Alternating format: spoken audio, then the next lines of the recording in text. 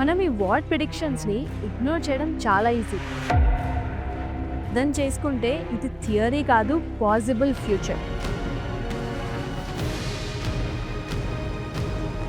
Professor Gian అనే Chinese analyst ముందే Donald Trump రైస్ని కూడా ప్రిడిక్ట్ చేశారు. అండ్ ఆల్సో ఇరాన్లో జరుగుతున్న టెన్షన్స్ గురించి కూడా మనందరినీ వార్న్ చేశారు.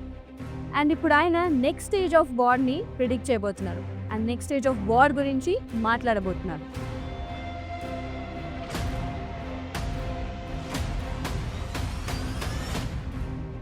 జియాన్ లాజిక్ చాలా సింపుల్.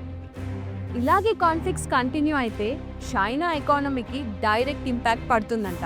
అండ్ ఆల్సో అదే టైంలో జపాన్కి ఆపర్చునిటీస్ పెరుగుతాయంట. అమెరికా బయటికి స్ట్రాంగ్గా కనిపించినా లోపల చాలా ఎకానమిక్ ప్రెషర్ ఫేస్ చేస్తుందంట. ఎందుకంటే ఈ వార్ గన్స్తో కాదు, మనీ ఫ్లోతో జరుగుతుంది. ఇక్కడే ఒక మెయిన్ ట్విస్ట్ ఉందని జియాన్ ప్రిడిక్ట్ చేశారు. అదేంటంటే వార్ తర్వాత ఇరాన్ ఒక లంసమ్ అమౌంట్ని కాంపెన్సేషన్గా అడగొచ్చంట. అండ్ ఆల్సో యుఎస్ని కూడా రీజియన్ నుంచి షిఫ్ట్ చేయడానికి ప్రెషర్ ఉంటుందంట. ఇదే కనుక జరిగితే గల్ఫ్ రీజియన్కి ఉన్న ఆయిల్ పవర్ షిఫ్ట్ అవ్వచ్చు.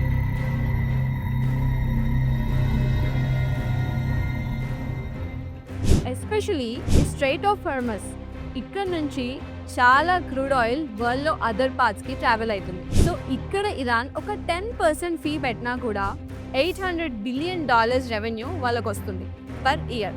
సో వాళ్ళు వార్లో వీక్ అయినా సరే ఈ 10% ఫీ వల్ల మళ్ళీ స్ట్రాంగ్గా కంబ్యాక్ ఇవ్వచ్చు. ఇది జస్ట్ ప్రిడిక్షనా లేదా ముందు జరగబోయే రియాలిటీకి హింటా?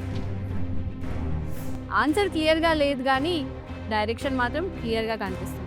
వార్ వల్ల వరల్డ్ పాలిటిక్స్ సైలెంట్గా చేంజ్ అవుతుంది. మనం చూస్తున్నాం, కానీ అర్థం చేసుకుంటున్నామా? సో ఇలాంటి ఇంకెన్నో వార్ ఇన్సైట్స్ కోసం అండ్ అనలిస్ట్ల ప్రిడిక్షన్స్ కోసం డూ ఫాలో us.